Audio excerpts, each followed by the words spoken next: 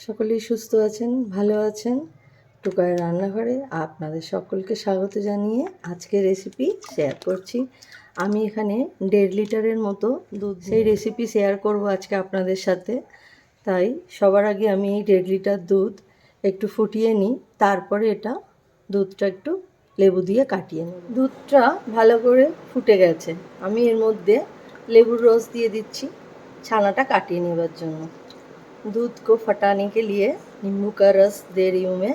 आप चाहे तो विनेगर यूज़ कर सकते। ভালোভাবে দুধটা কেটে গেছে, এইবার আমি এটাকে ছেঁকে নেব। दूध फट गया है, अभी इसको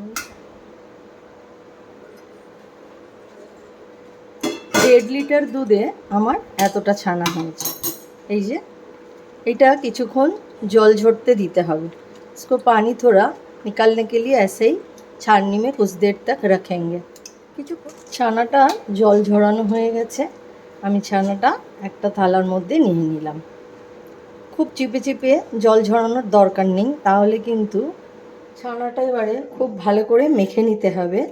তার জন্য আমি এখানে গুঁড়িয়ে রাখা চিনি 2-3 চামচের মতো গুঁড়িয়ে রাখা চিনি দিয়ে দিচ্ছি।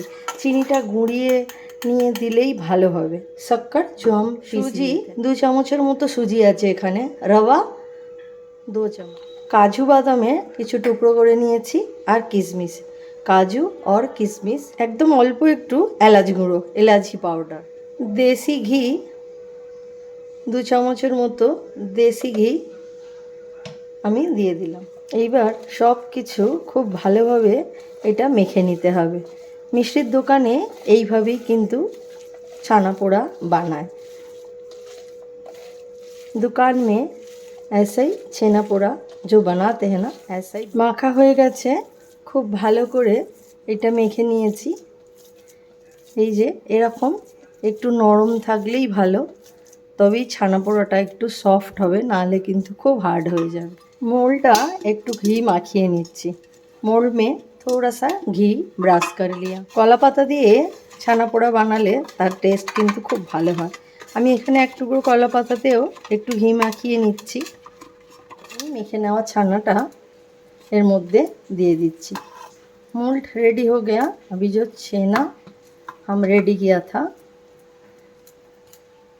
इसमें কিছুটা নুন দিয়ে, এই নুনটার কালারটা এরকম, আমি এই নুনটা সবসময় ব্যবহার করি। मैंने ये नमक यूज़ करती हूँ, इसीलिए इसका कलर ऐसा है।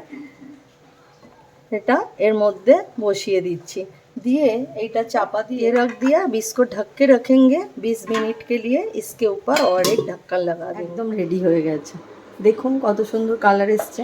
এবার এটাকে এর মধ্যে, দেখুন বন্ধুরা আমার ছানা পোড়া একদম রেডি হয়ে গেছে।